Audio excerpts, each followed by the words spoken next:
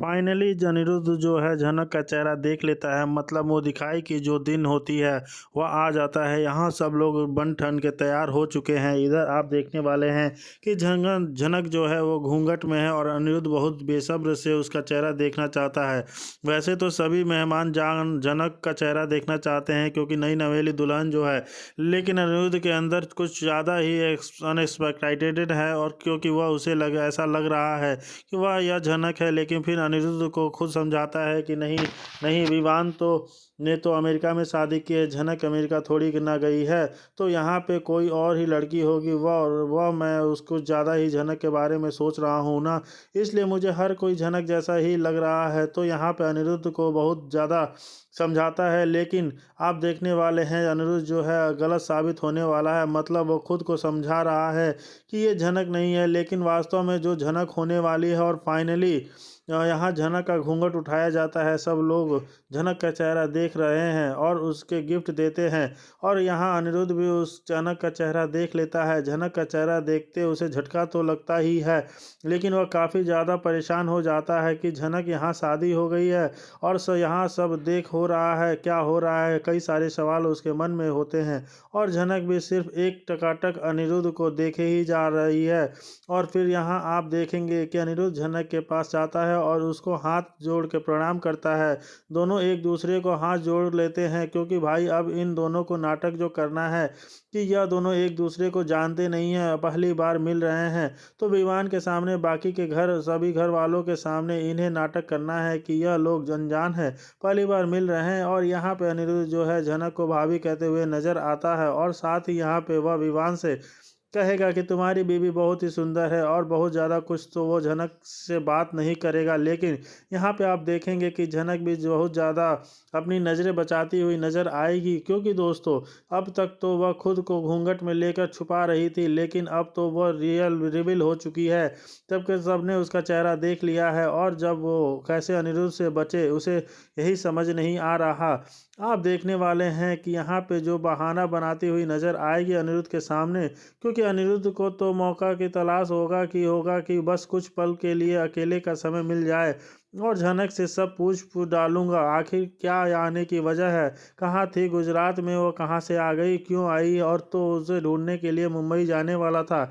यानी मैं अर्शी से झूठ बोल के आया हूँ कि मैं अपने दोस्त के घर तो आया हूँ, लेकिन वापस कोलकाता आ जाऊँगा। लेकिन मैं यहाँ से कोलकाता नहीं, मुंबई जाने वाला था मुझे ढूंढने के लिए, और तुम यहाँ आ गई हो। तुमने किसी को कुछ खबर ही नहीं दी। आदित्य भी तुम्हें लेकर कितने ज़्यादा परेशान है, तुम्हें ढूंढ रहा है दर बदर, और तुम्हें किसी की फीलिंग की कोई चिंता नहीं है। और तुम यहाँ पे अवनी बन के बैठी हो। अवनी क्यों बनी तुम, मुझे बताओ। और लेकिन जब झनक जानती है कि वह अनिरुद्ध के सामने मैं जाऊंगी ना, तो यह मेरे से बहुत सारे सवाल पूछने लग जाएगा। यानी सवालों की लिस्ट निकाल कर मेरे से पूछने लग जाएगा।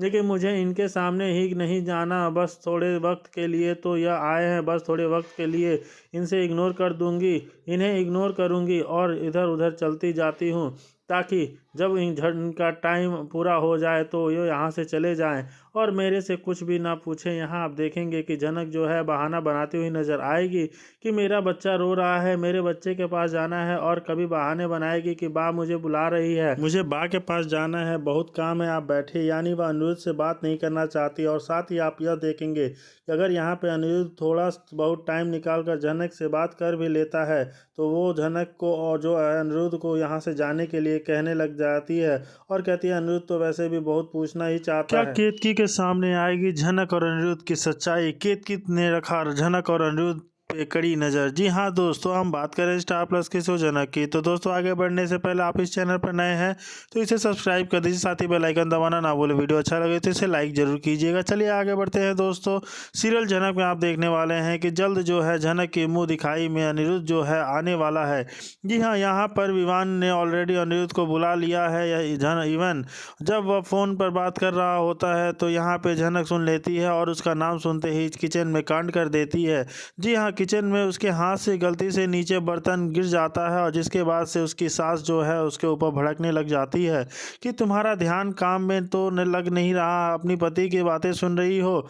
आप यहाँ पे देखने वाले हैं कि वह खूब भड़कने लगती है झनक के ऊपर और झनक खुद को संभालती हुई नजर आती है और साथ ही यहाँ पर जो विवान बीच में आता है और अपनी माँ को रोकता है कि आप ऐसे मत कहिए इसे, यह अमेरिका में से आई है, हम लोग अमेरिका में आए हैं तो यहाँ इतना सारा काम करना नहीं होता है। आप यह भी देखने वाले हैं कि सास इतनी ज़्यादा खड़ूस है कि झनक को आते ही गौशाला का सारा काम दे देती है। जी हाँ, जहाँ पे झनक कहती है कि ठीक है मैं सारा काम कर लूँगी लेकिन आपको थोड़ा सा सिखाना पड़ेगा क्योंकि मुझे काम करना नहीं आता। यह सुनते ही उसकी सास भड़क जाती है कि काम तुम्हें सिखाऊंगी, यूं तो नहीं तो बोल रही सिखाऊंगी तो वह करना पड़ेगा। फिर यहाँ आप देखने वाले हैं कि झनक की भाभी बीच में आती है और कहती है कि देखिए यह ना बाहर आती रहती थी, वहाँ पर सारा काम होता नहीं था, अब किसी को भी ऐसा अनजान काम देंगे तो उसे थोड़ा अजीब तो लगेगा ही। छोटी बहू को यह सारा काम आता नहीं है, उसे हमें सिखाना पड़ेगा। लेकिन आप देखने वाले हैं कि यहाँ पे जो केतकी बिल्कुल भी किसी की बात नहीं मानती है, उसकी तो यह मानो कि जो उसने कह दिया वो पत्थर की लकीर हो गई है, सबको उसी की बात माननी पड़ेगी।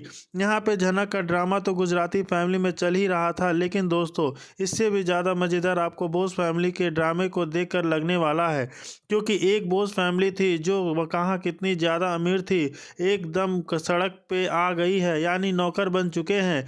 जी हाँ, जब से लालौन के हाथ में वो प्रॉपर्टी लगी है ना, तब से यहाँ पे बोस फैमिली की वोट लग चुकी है। यहाँ एक एक बोस मेंबर काफ़ी ज़्यादा परेशान है। आज जो वह कर रहे हैं उन्हें कभी सपने में भी नहीं सोचा होगा, उन्होंने कभी भी सपने में भी नहीं सोचा होगा कि मुझे घर में के इतने सारे काम करने पड़ेंगे।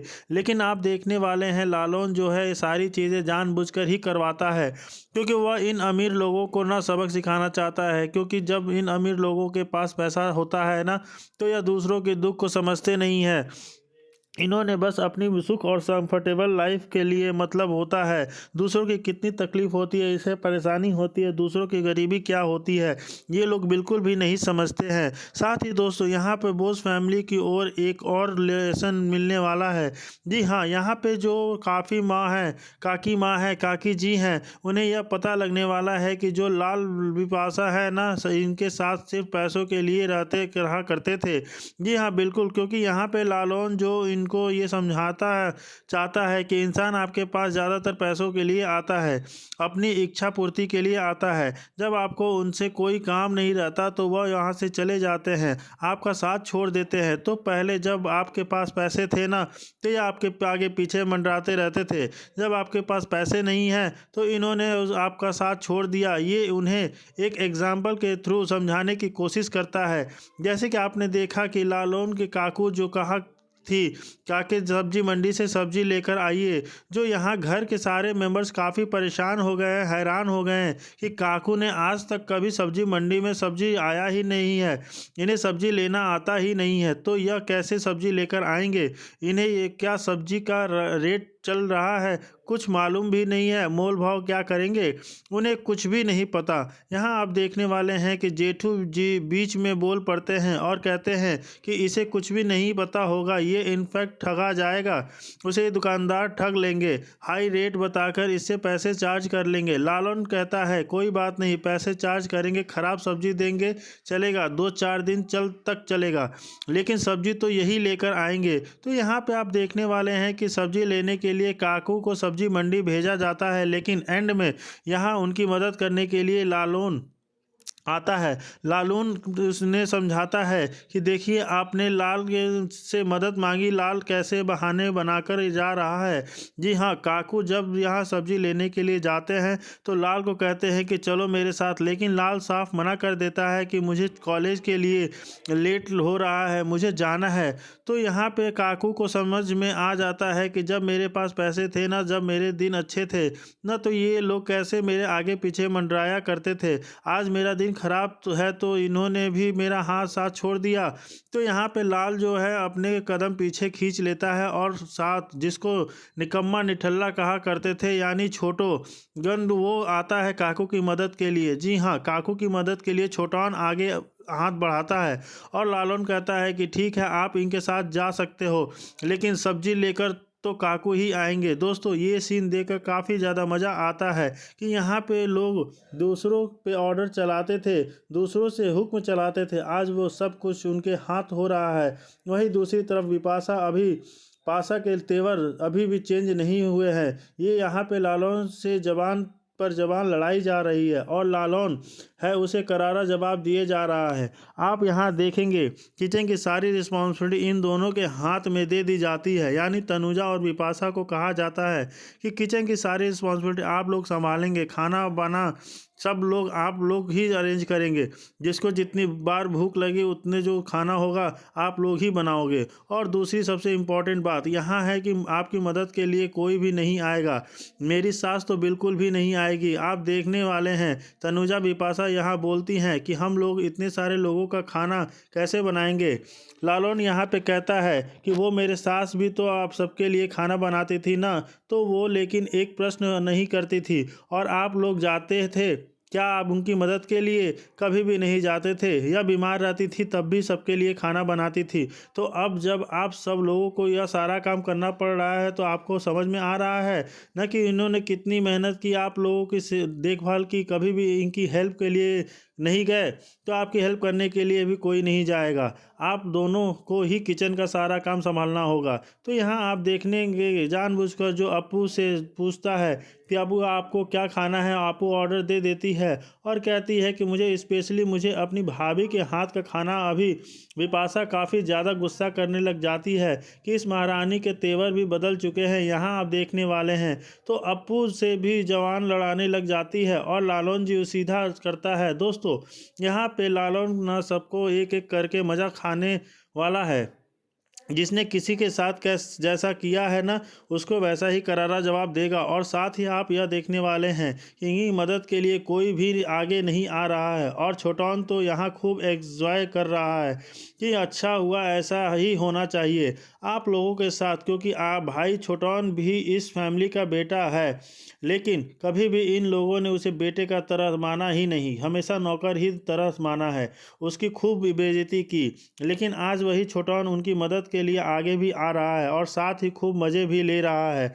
लेकिन दूसरी तरफ आप देखेंगे कि अनिरुद्ध भी खूब एंजॉय कर रहा है, क्योंकि दोस्तों अनिरुद्ध भी जानता है कि ये जो जिसके साथ जैसा करता है ना, उसे वैसा ही मिलता है। आज उसके माँ बाप को नौकर की तरह रहना करवाया जा रहा है ना, तो खूब एंजॉय कर रहा है कि हाँ, लालौन जो कर रहे हैं बिल्कुल सही कर रहे हैं। आप लोगों ने जिसके साथ जैसा किया है उसके साथ वैसा ही होगा। अगर आप लोगों ने दूसरों की संपत्ति, दूसरों का पैसा नहीं हड़पा होता ना, तो शायद आज आपको यह दिन देखना पड़ता। लेकिन अब आपके साथ जो हो रहा है बिल्कुल सही हो रहा है, जो मिल रहा है वो करिए, और आप लोगों को ज़रा भी परेशानी हो तो इस घर से जा सकते हैं। तो दोस्तों, यहाँ पे बोस फैमिली के इस ड्रामे को देखकर आपको कैसा लग रहा है, हमें कमेंट में ज़रूर बताइए। दूसरी तरफ आप देखने वाले हैं कि यहाँ पे जो